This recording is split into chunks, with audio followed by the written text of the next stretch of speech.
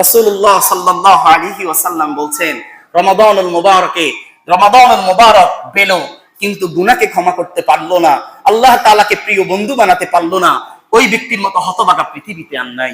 এজন্যই আসেন আমরা রমাদানুল মুবারক শেষ হয়ে যাচ্ছে, আল্লাহ তাআলার কাছে কান্নাকাটি করে নিজেদের গুনাহগুলোকে ক্ষমা করে আল্লাহ তাআলার প্রিয় বান্দা হয়ে যায়। 2 নাম্বার, রমাদানুল মুবারকের শেষ দশক চলছে।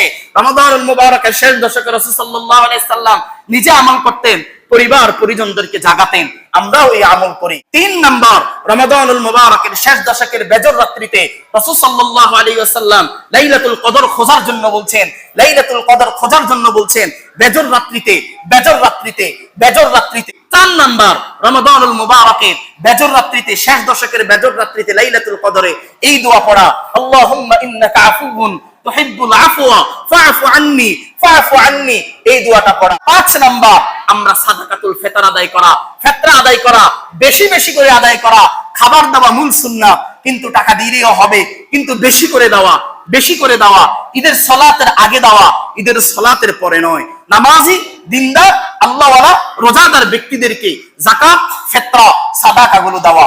আল্লাহ তাআলা আমাকে সহ আপনাদের সকলকে কবুল করুক, আল্লাহুম্মা আমিন।